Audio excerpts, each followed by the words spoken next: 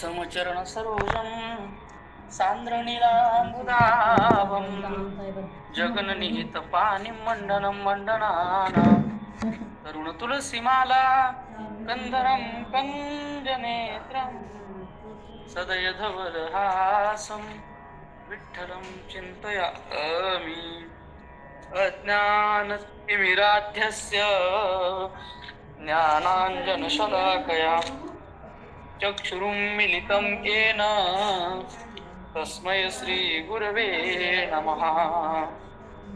आकाशतारकलिङ्गं पातालहटकेश्वरं मृत्युलोके महाकालं सर्वलिङ्गं नमोऽस्तु ते।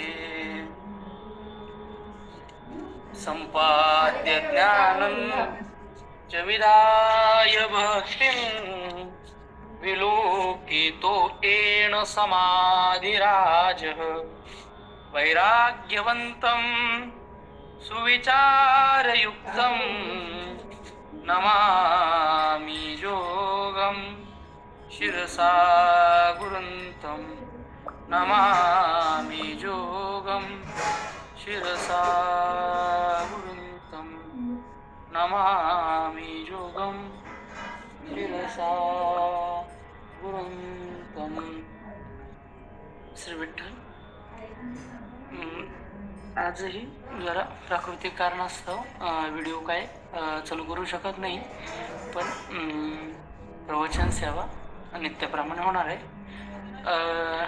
आपण कुठपर्यंत आलोय आज तरी लक्षात ठेवलंय की नाही ठेवलं? आपलं जे नित्यानं चाललेलं आहे त्या नित्याने चाललेल्या चिंतनात अर्थचिंतनात आपलं कुठपर्यंत आलेलं आहे कोणाच्या लक्षात आहे का? मागच्या वेळेसपासून विचारतोय की लक्षात ठेवत चला, मला निदान शेवटची होई तरी सांगत जा की बाबा तुम्ही इथपर्यंत आम्हाला सांगितलं होतं। आता आधी मध्ये शंका विचारत जा बोललो ते तर काय तुम्ही विचारत नाही, पण निदान कुठपर्यंत आलो हे तरी आहे कोणी?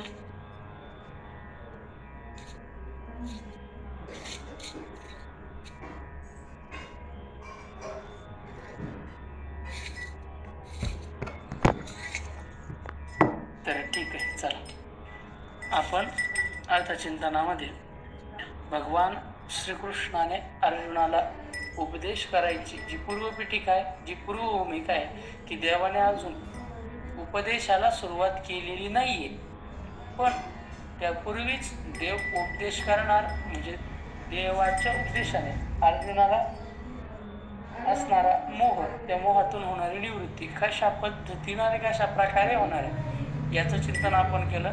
तर मौर्य ज्ञानोबरायांनी 2-3 गोड दृष्टांत दिलेत। मौर्य ज्ञानोबराय म्हणतात की तो अर्जुन म्हणजे जणू तापलेला डोंगर आहे जळालेला आणि त्यावर पडणारा पाऊस म्हणजे श्रीकृष्णाची कृपा आहे, आणि तो ज्या ढगातून पाऊस पडतोय ते ढग म्हणजे प्रत्यक्ष भगवान श्री विष्णू आहेत अशी कल्पना केली। त्यानंतर अर्जुन नावाच्या व्यक्तीला हृदय नावाच्या सवर्म जागेवर मोह नावाचा महापरिसाप चावला आणि त्यामुळे त्याला दुःखाच्या लहरी येत आहेत, आणि तो निवारण करण्याकरता श्रीहरी नावाचा गारुड त्या ठिकाणी आलाय अशी कल्पना माऊली ज्ञानोबरायांनी केली आहे। या कल्पनेच्या पलीकडे जाऊन भगवंतानं अर्जुनाला जो उपदेश केला कशा पद्धतीनं केला त्याची पूर्वपीठिका मांडत असताना संजय बोलतो, संजय उवाच एवं मुक्त्वा ऋषिकेशं गूढाकेश परन्तप न योत्स्य इति गोविंद मुक्त्वा तुष्णीं बभूवः। त्यांची तीच खरोखरची अडचण आहे असं अर्जुन देवाला बोलला, आणि मग अर्जुन देवाला बोलून झाल्यानंतर मी युद्ध करणार नाही असं म्हणून परत अर्जुन त्या ठिकाणी शांत उभा राहिला।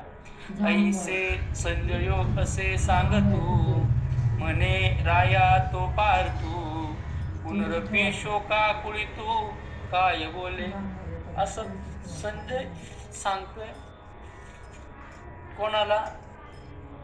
रायाला. राया म्हणजे त्यांचा असणारा राजा, म्हणजे धृतराष्ट्राला तो सांगतोय, काय सांगतोय, तो पार्थू, तो असणारा अर्जुन, पुनरपी शोकाकुळी तू काय बोली. अर्जुन काय झाला, परत शोकाकुळ झाला. आणि शोकाकुळ अवस्थेत काय करतोय, ऐके सखेद बोले श्रीकृष्णाचे, आता ना कळावे तुम्ही माते, मी सर्वथान झुंजे येथे गर्वसेने. अर्जुन देवाला बोलायला लागला, देवा. आणि बोलत असताना अर्जुन खेदाने बोलतोय, सखेदे बोले अर्जुन. अर्जुन बोलतोय तो खेदयुक्त होऊन, दुःखयुक्त होऊन बोलतोय की देवा, आता ना कळावे तुम्ही माते, तुम्ही मला या युद्धाच्या प्रसंगात आकळण्याचा प्रयत्न करू नका, मला युद्ध करायला लावू नका, मी सर्वथा न झुंजे भरवसेने. देवा, भरवशाने लक्षात हे घ्या की मी आता काहीही झालं तरी युद्ध करणार नाही. ऐसे एकी हेळा बोलिला, मग मौन धरून ठेला, देत श्रीकृष्णा विस्मपातला, देखून कया ते. असं एका वेळेला अर्जुन बोलला आणि बोलल्यानंतर मग डायरेक्ट शांत झाला. मौन धरून अर्जुन बसला आणि मौन धरून बसलेला अर्जुनाला बघितलं आणि भगवान श्रीकृष्णाला विस्मय झाला. म्हणजेच आश्चर्यकारक भगवान श्रीकृष्ण अर्जुनाकडे बघायला लागले की हा अर्जुन आहे, आणि हा अर्जुन असा इथं एवढा शांत होऊन बसलेला आहे. आणि मग त्यावेळेस काय झालं, तमुवाच ऋषिकेश प्रसन्नीव भारत, सेनयोरुभयोर्मध्ये विषदंत मिदं वचः. मग देवाने मनात विचार केला, आता अर्जुनाला बोलायचं, अर्जुनाला सांगायचं.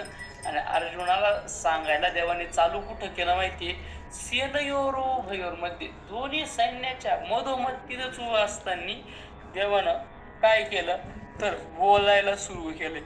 काय बोलले पुढच्या श्लोकात आहे, पण या श्लोकाचा भाव बघू. मग आपुला चित्ती म्हणे, येत हे काही आदरले येणे, अर्जुन सर्वथा काही नेणे काय की जे. मागच्या ओवीत माऊली बोलले ना की विस्मपाताला, देवाला विस्मय झाला. काय विस्मय झाला, माऊली म्हणतात, मग आपला चित्ती म्हणे येत काय आदरले येणे.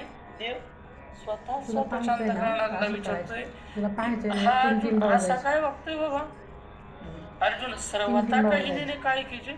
या अर्जुनाला का कळत नाही का, म्हणजे देवाला विस्मय वाटायला लागलाय, देवाला आश्चर्य वाटायला लागलेलं. आता काय आश्चर्य कधी वाटतं, जी गोष्ट घडायला पाहिजे ती गोष्ट तशी घडल्यावर आश्चर्य वाटतं, की जी गोष्ट तशी घडायला नाही पाहिजे ती घडल्यावर आश्चर्य वाटतं. कसं आहे आपल्याकडं, आमच्याकडे सकाळी दिवस उगवतो, तुमच्याकडे कसं आहे, दुपारी 4ला उगवतो का. हा, ज्या दिवशी दुपारी 4ला उगवेल त्या दिवशी मग आपण आश्चर्याने पाहू का, तर न होणारी घटना आहे. अशा न होणाऱ्या घटना किंवा जसं व्हायला पाहिजे तसं न होणाऱ्या घटना पाहिल्या की माणसाला आश्चर्य वाटतं. जसं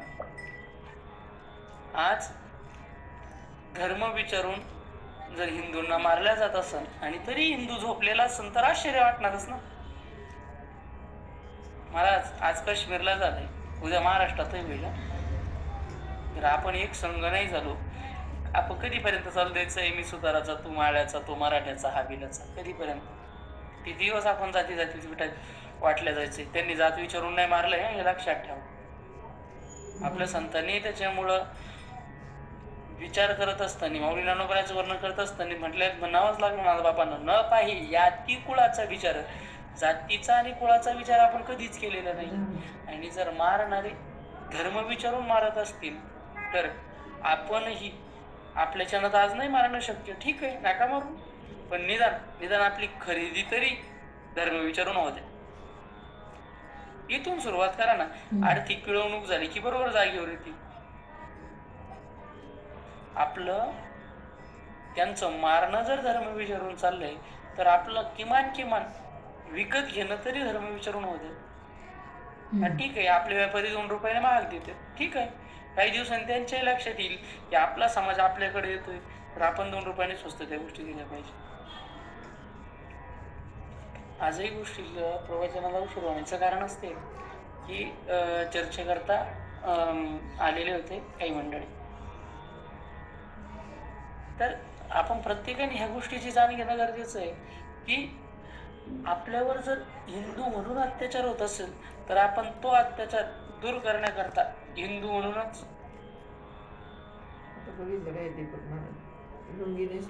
आपण कुठे काय याची मानमर्यादा असू द्यावी. दीपक कोण आहेत त्यांनी आपला कॅमेरा बंद करावा, कारण की प्रवचनाकरता महिला मंडळही असतं. त्याचं जरा भान असू द्या आपण कुठे येत आणि काय होत.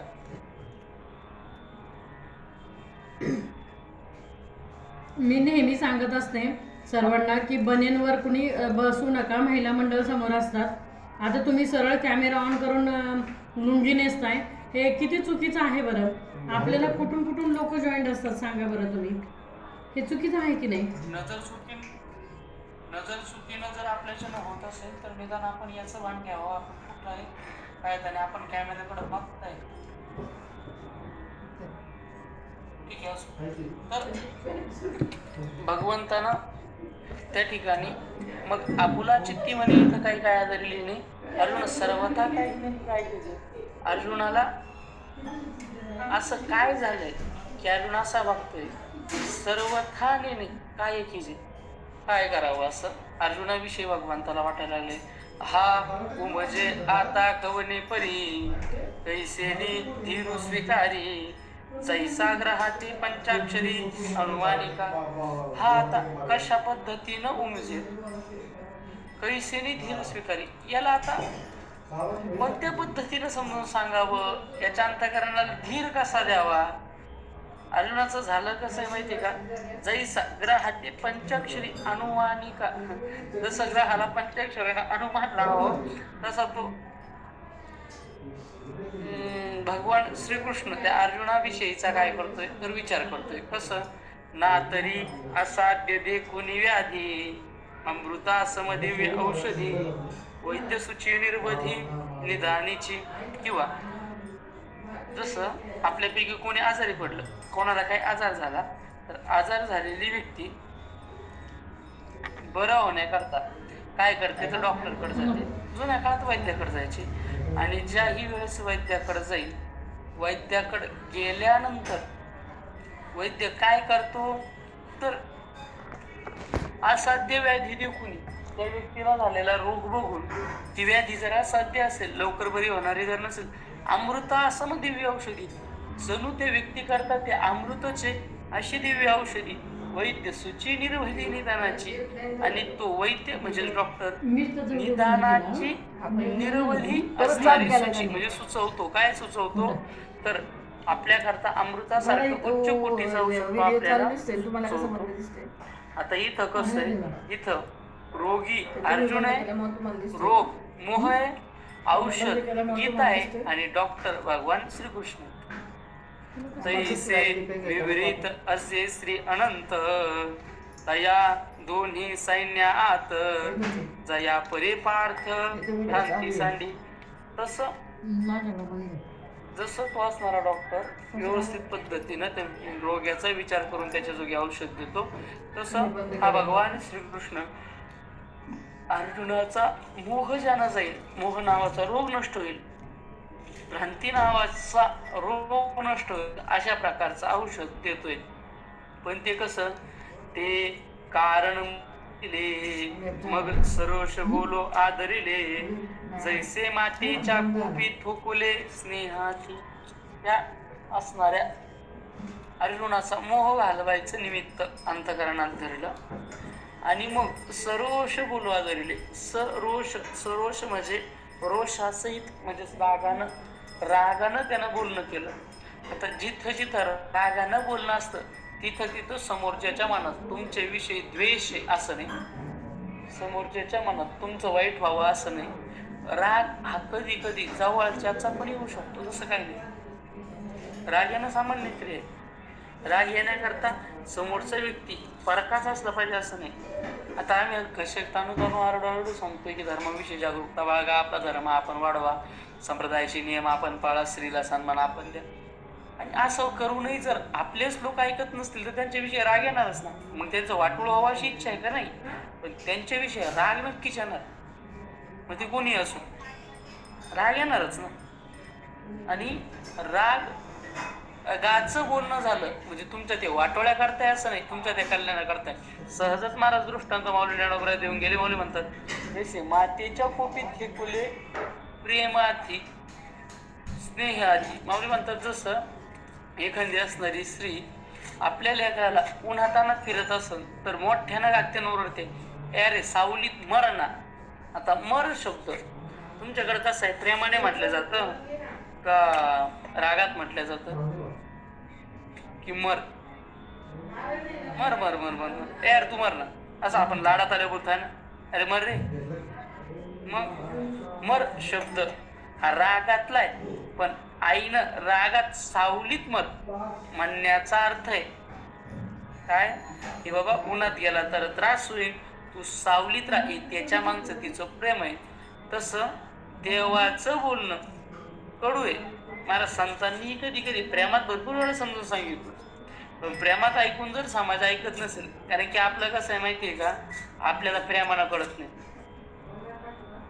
संतांनी प्रेमाने सांगितलं नाही असं नाही, सांगितलं ना, घ्या देवाचं नाव घ्या, देवाचं नाव घ्या, कारण की या कलियुगात उद्धार करणारं दुसरं साधन नाही. कलियुगी उद्धार हरीच्या नामे बाबांनो. देवाचं नाव घ्या, आम्हीही खुश होऊ, देवही खुश होईल, आम्ही तेने सुखी म्हणा, विठ्ठल विठ्ठल मुखी. प्रेमानं समजून सांगितलं, आम्हा आवडे नाम घेता तोही पिता संतोषी. प्रेमानं समजून सांगितलं, हरिमुखे म्हणा, हरिमुखे म्हणा. प्रेमानं समजून सांगितलं, पण प्रेमानं समाज ऐकत नाही. तुकोबरायांनी पायाला लागून सांगितलं, लागून या पाया विनवितो तुम्हाला, तरी टाळी बोला मुखी नाम. प्रेमानं समजून सांगितलं, पाया पडून समजून सांगितलं, मग शेवटी समाज ऐकत नाही. त्यावेळेस तुकोबरायांनाही चिडावं लागलं आणि म्हणावं लागलं, नाम न बदे ज्याची वाचा तो लेख तो बापाचा. चिडावं लागलं. महाराज ज्या माणसाच्या आयुष्यभर कधी शांतीभंग नाही झाली ते शांती ब्रह्मनाथ महाराज. पण नाथ महाराज सुद्धा जो नाव घेत नाही त्याच्याविषयी बोलतात किती सांगू तरी नायकती भटकीचे पुढे शिंदडीचे रडतील, किंवा नामाविन मुख सर्पाचे ते बिळ, जिव्हा नव्हे काळ सर्प आहे. किंवा तुकोबराय त्याच्याही खाली जाऊन म्हणतात, कारण नाथ बाबांचंच वाक्य आहे, काय माये गेली होती बुधापाशी, हरी नाही मुखाशी हरी मुडा. म्हणजे शांती ब्रह्मांनाही चिडावं लागतं, पण कधी समाजाच्या कल्याणाकरता चिडावं लागतं. त्यांचं चिडणं कोणाच्या वाटोळ्या करता नाही. तसं देवाचं वरून वरून बोलणं 100% रागीत आहे, पण देवाचं आतून बोलणं हे प्रेमाचं आहे. आणि मग ते प्रेमाचं बोलणं देव बोलतंय कसं की औषधाची कडवटपणी जैसे अमृताची पुरवणी, ते आहाच न दिसे परिगुणी प्रगट होय. जर आपण विचार केला, आता समजा आपल्यापैकी एखाद्याला डायबिटीज झाली, आता मी तर म्हणतो आपल्या प्रवचनात जेवढे लोक आहेत त्याचे 50% 100% डायबिटीजचे पेशंट असतील. आता मी तर नाही आहे, पण मग 50% तरी कमीत कमी असतील. आता तुम्ही मला सांगा, उभ्या भारतात डायबिटीजचं औषध आहे आणि गोड आहे असं ऐकलं पण 100% डायबिटीज बरा करतं आणि गोड औषध आहे ऐकलं. मला डायबिटीसच काय शक्यतो असं औषधच नाही 90% तरी की जे गोड आहे. शक्यतो औषध कसं असतं, कडू असतं. महाराज औषध चवीला जरी कडू असतं पण परिणामाला गोड असतं. कडू असतं परिणामाला गोड असतं. तसं देवाचं बोलणं वरून वरून पाहिलं का रागाचं आहे, पण आतून आणि परिणामाच्या दृष्टीने ते प्रेमाचं आहे. बोलतात औषधाची कडवट जशी अमृताची पुरवणी. ते औषध दिसायला कडू आहे, लागायला कडू आहे, पण त्याच्यात पुरवण त्या अमृताची आहे. ते आहास न दिसे, ते वरून वरून पाहिलं तर दिसत नाही. रागवणं बी महाराज एखाद्यावर रागवलं आपण तर ते वरचे वरून ते रागवणं दिसतं, त्याच्या आतलं प्रेम दिसत. ते आहाच न दिसे परिगुणी प्रगट होईल. ते वरचे वर महाराज. आता शिष्याला गुरु काय करतात काठीनं, जर समजा शिष्याने अभ्यास केला नाही तर काठीनं काय करतात, पूजन अगदी वावतात. काठीनं नाही, मारतात. आता ते मारणं म्हणजे काय, त्यानं काम केलं नाही म्हणून मारलं का, मग त्याच्यापासून उत्पन्न मिळालं नाही म्हणून मारलं का? नाही, त्यानं त्याचा अभ्यास पूर्ण केला नाही म्हणून मारलं. आता त्यांनी त्याचा अभ्यास पूर्ण करून यांना किती रुपये मिळणार, यांना काय घेणं देणं नाही. मग का बरं एवढं? तर काही नाही, आता आपण कडू बोललो, आता आपण याला मारलं तर याचं भविष्य उज्ज्वल होईल या दृष्टीनं ते मारणं असतं. तसं ते आहाच न दिसेल, वरवर ते दिसत नाही, परिगुणी प्रगट होईल, गुणाच्या रूपाने ते प्रगट होईल.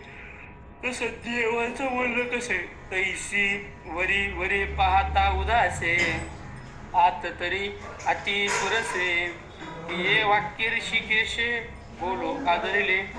तसं वरवर पाहिलं तर उदास आणि आत अति सुरस.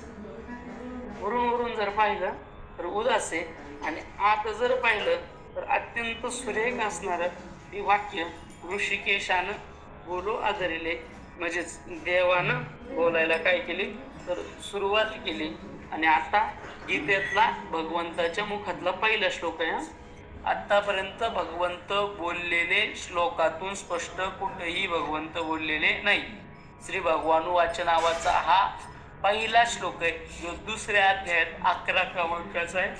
भगवंत म्हणतात, श्री भगवानुवाच अशोचान वशोचस्त्वं प्रज्ञावादंश भाषसे गतासु न गतासुंश्च नानुशोचन्ति पंडितः. श्री भगवानुवाच. तुम्ही सांगा महाराज, गीता भगवंतांना सांगितली का गीता सांगितली?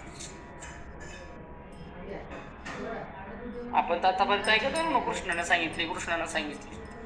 इथं कोणता कृष्ण आहे? इथं काय सांगितलंय? श्री भगवानुवाच. का? तर महाराज, कृष्णाने सांगितलेलं कोण ऐकत नाही. तो कृष्ण जर भगवंत असेल तर त्याचा ऐक. मी काय बोललो लक्षात आलं ना? आपल्या ओळखीचे भरपूर कृष्ण असतील, त्या कृष्णाने सांगितल्यावर आपण ऐकतो. बरं, त्या कृष्णाचं ऐकून आपलं कल्याण होईल?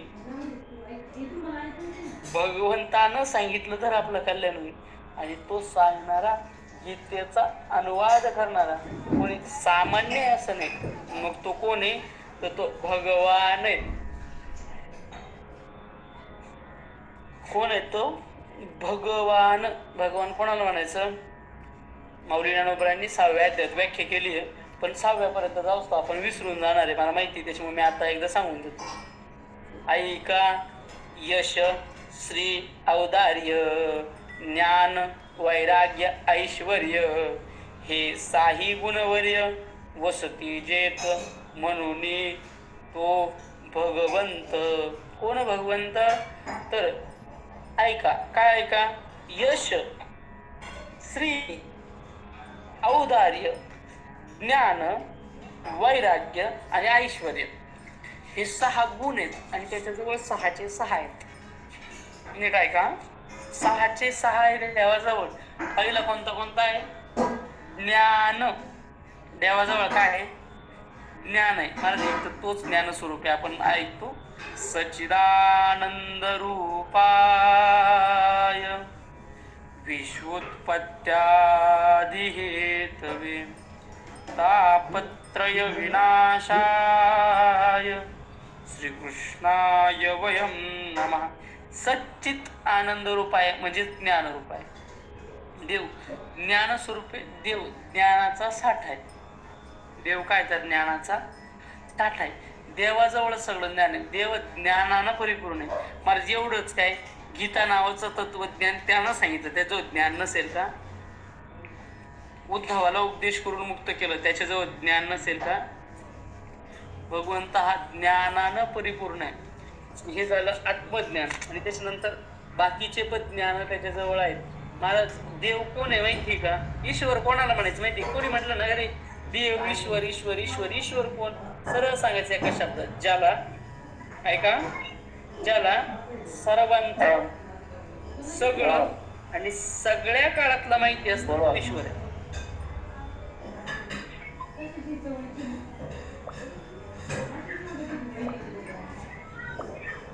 श्री विठ्ठल. कोणाचा तरी माईक ऑन झालेला आहे.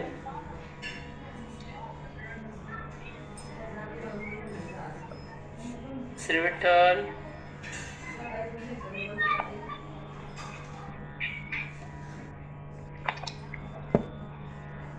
खाली 5 बटन आहे, त्याच्यापैकी माईकचं जे बटन आहे त्यावर क्लिक करा. कोणी असो. कसं करायचं?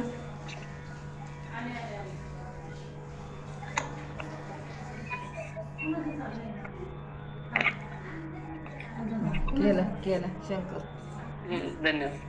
तर आपला विषय चाललाय भगवंत ज्ञान संपन्न, एक आत्मज्ञान संपन्न एक होता आणि दुसरा बुद्ध. जर व्यावहारिक ज्ञान घ्यायचं ठरलं तर देव तोच आहे, ईश्वर तोच आहे, ज्याला सर्वांचं सर्व आणि सर्व काळातलं माहिती असं तो ईश्वर आहे. या सर्वज्ञ हा सर्वविद, ज्याला सर्वांचं माहिती आहे. माझं तुमचं त्याचं याचं असं नाही, एका गावाचं नाही, एका तालुक्याचं नाही, एका महाराष्ट्राचं नाही, देशाचं नाही, जगाचं, ब्रह्मांडाचं, संपूर्ण विश्वाचं ज्याला माहिती आहे. हा बरं, आजचं माहिती आहे कालचं माहित नाही, सर्व काळाचं माहिती आहे, सर्वांचं माहिती. बरं, जन्मापासून तर लग्नापर्यंतच माहिती आहे नाही, मग आपल्याला माहिती राहतं कोणाचं, जवळच्या मित्राचं, थोड्याफार गावकऱ्यांचं. बरं, ते जरी माहिती असलं तरी सगळं माहिती असतं का? नाही, थोडंफार. तसं देवाचं असं आहे की सर्वांचं त्याला माहिती आहे, सर्वांचं सर्व त्याला माहिती आहे, आणि सर्वांचं सर्व आणि सर्व काळातलं त्याला माहिती आहे. म्हणजे मागचं पुढचं सगळं त्याला माहिती आहे, म्हणून तो ज्ञान संपन्न आहे. मुद्दा नंबर 1, तो भगवंत काय हे आपण ऐकतोय, त्याच्याजवळ ज्ञान आहे. दुसरा ऐका, ज्ञान वैराग्य. देवाजवळ वैराग्य पण आहे, देवाजवळ वैराग्य पण आहे. म्हणजे मला देवाजवळ वैराग्य, आम्ही तर त्याला काय आयुष्य आरामात आयटीतच पाहतो, हे वैराग्य कधी याच्या जवळ आलं?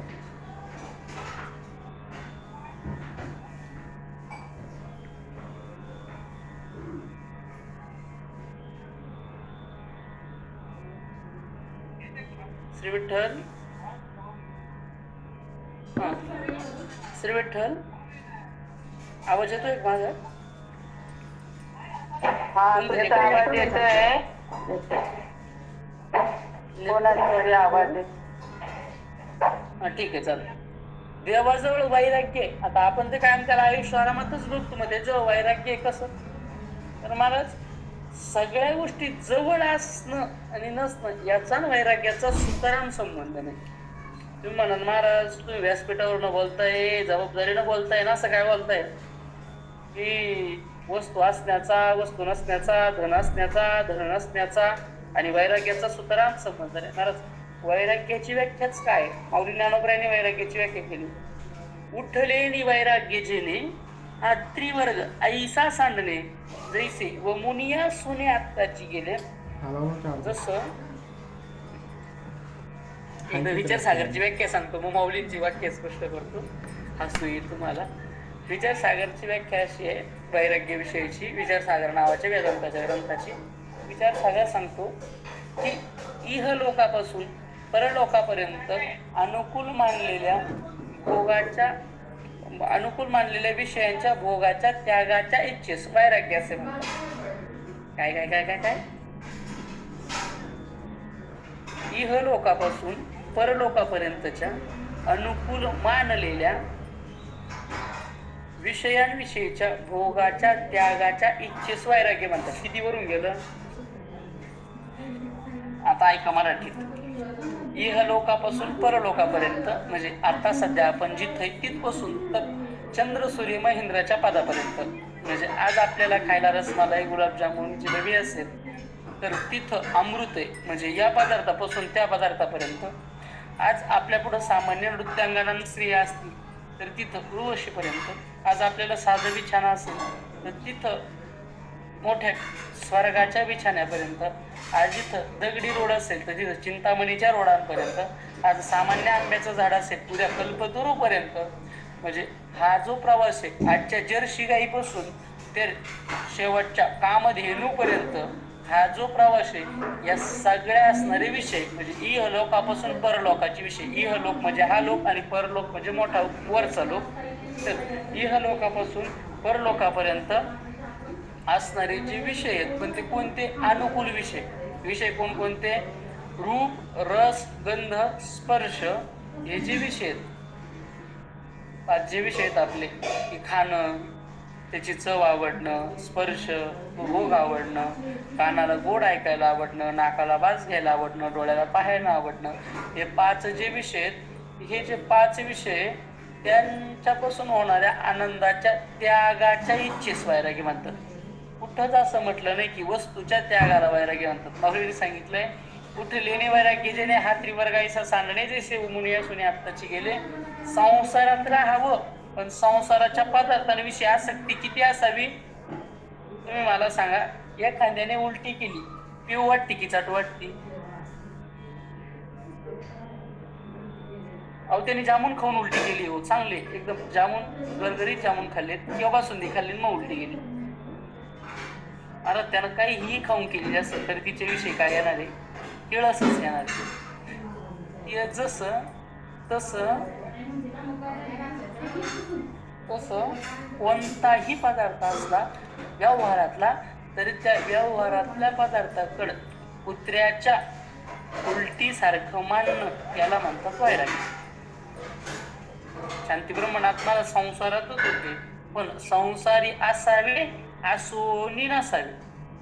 संसारात राहावं, पण राहूनही न राहिल्यासारखं राहावं, त्याला म्हणतात वैराग्य. देवाजवळ होतं म्हणे, मग होतं ना. कसं?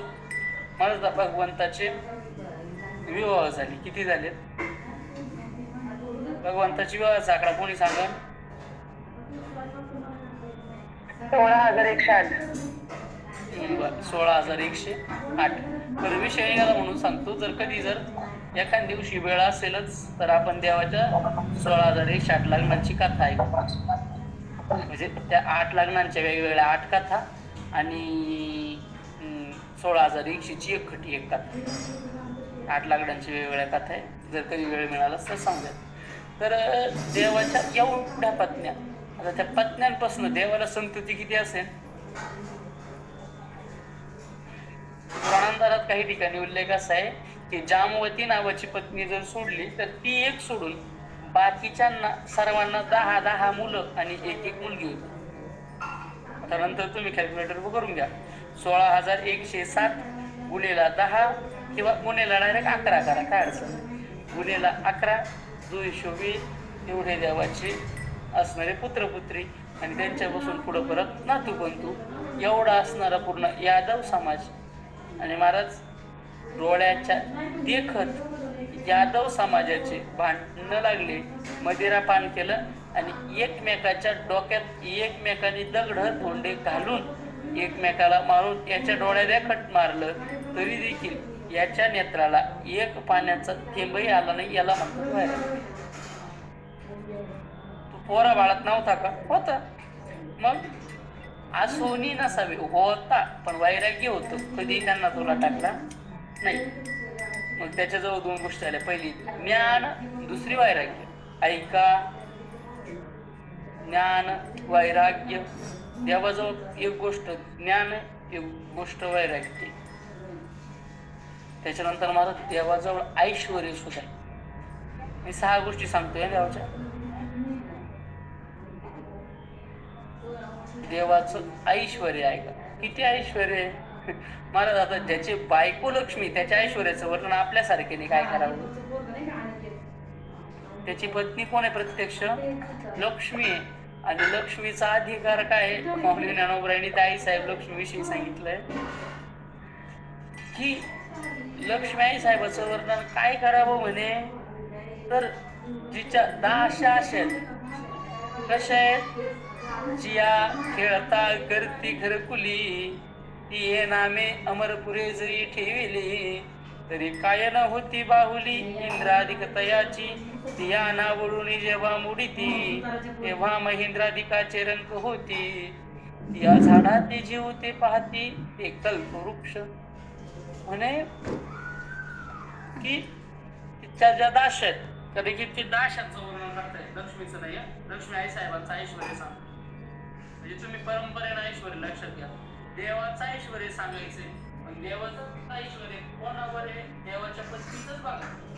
देवाच्या पत्नीचं काय बघता? तिच्या दाशांचं ऐश्वर्य बघा किती आहे. म्हणजे त्यांनी खेळात जरी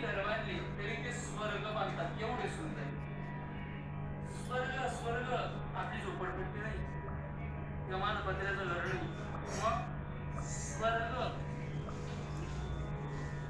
त्यानंतर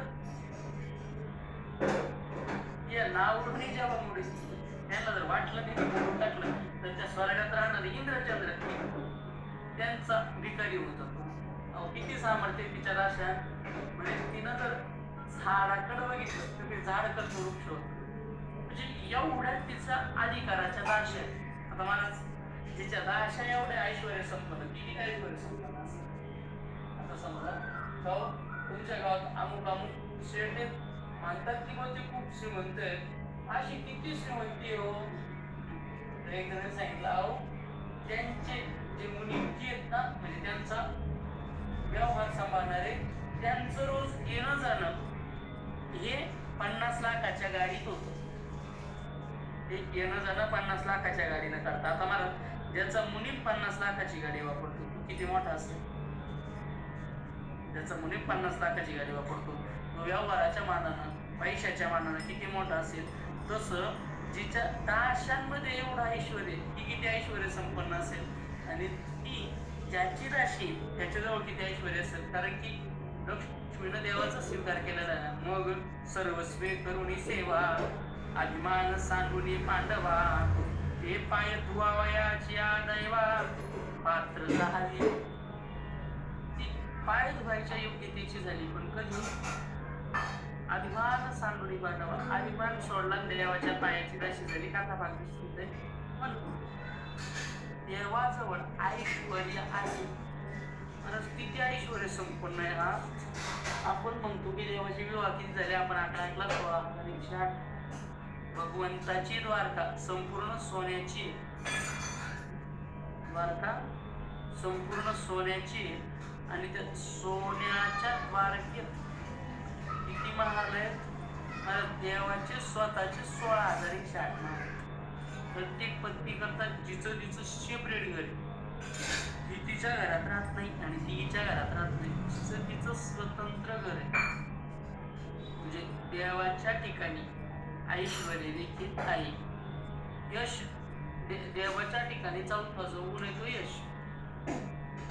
यश यश म्हणजे महाराज विजय. म्हणून गीतेचा शेवटचा जो श्लोक आहे तो याचा आधार आहे. कोणता. संजयाला विचारलं होतं की युद्धात कोण जिंकणार. संजयाने शेवटी सांगितलंय यत्र योगेश्वर कृष्णो यत्र पार्थो धनुर्धरः तत्र श्रीर्विजयो भूती मम. स्पष्ट शब्द संजय सांगितलं यत्र योगेश्वर कृष्णो यत्र पार्थो धनुर्धरः तत्र श्रीर विजयो भूती. अर्जुन गांडीवधारी अर्जुन आणि भगवान श्रीकृष्ण तिकडून विजय ठरलेला आहे. म्हणजे देवाच्या माग यश पळत येतो. मला देवाला यशाकरता धावपळ करायची गरज नाही. त्याला काहीही केलं तरी तो यशस्वी. देवानं काहीही केलं तरी यशस्वी. त्याचा प्लॅन कधीच बसत नाही.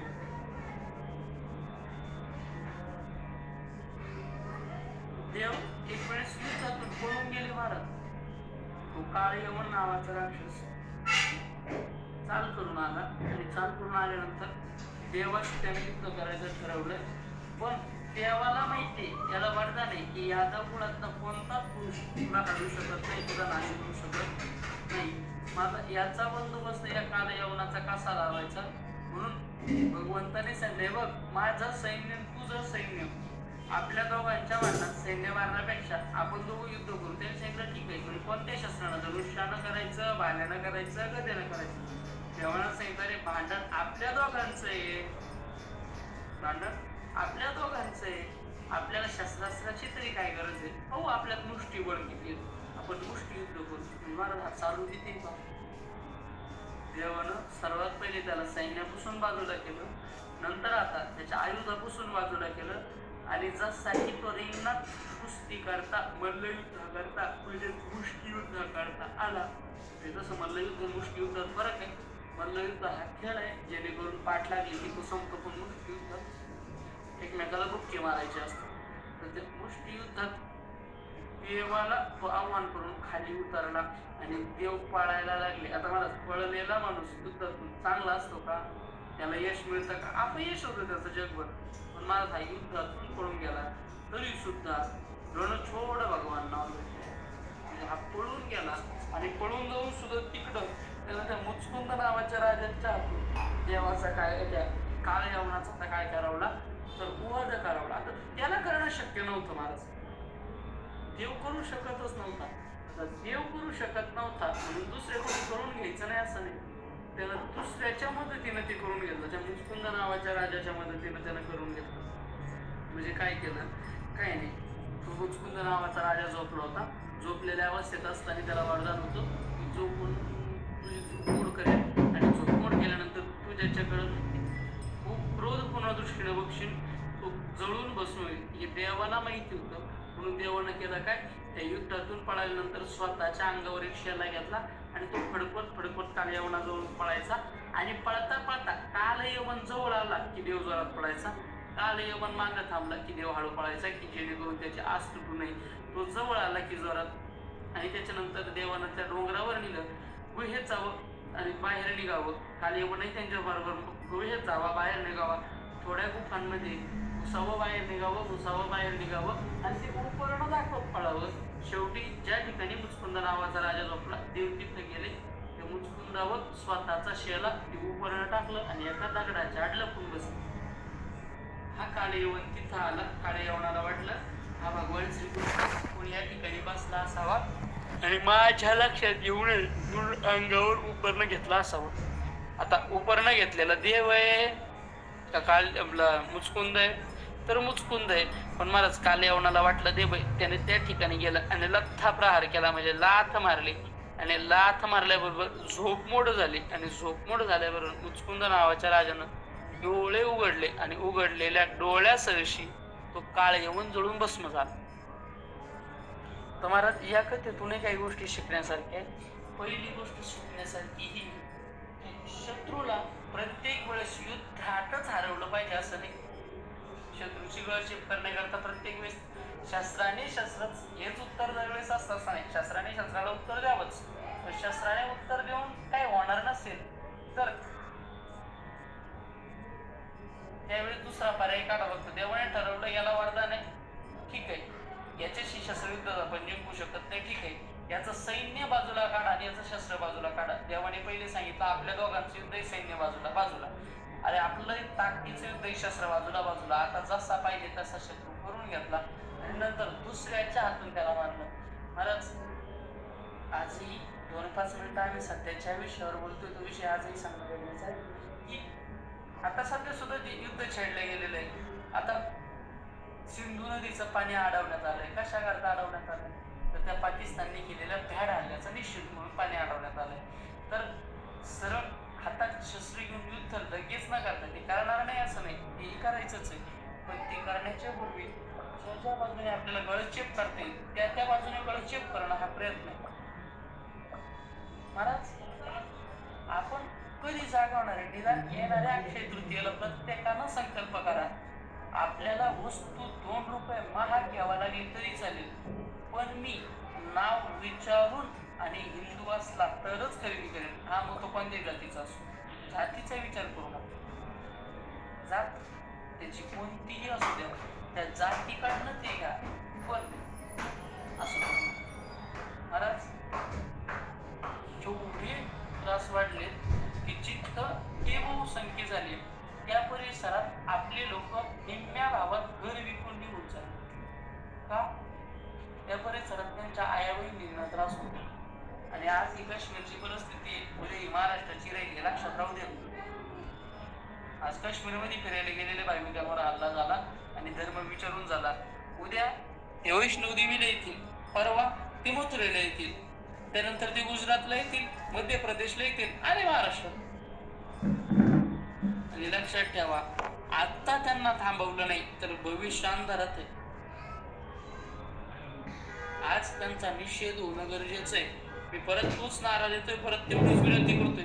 त्यांचं मारणं जर धर्म विचारून चाललंय तर आपली खरेदी प्रत्येकानं संकल्प घ्यायचा आहे की मी काहीही करेल पण त्यांच्या दुकानात खरेदी करणार नाही म्हणजे नाहीच. तर त्यांचा जर पैसा हा 25-30% धर्मकारणाकरता त्यांच्या जात असेल आणि त्यांचा धर्म जरी अशी शिकवून देत असेल तर आपला पैसा कुठं चाललाय?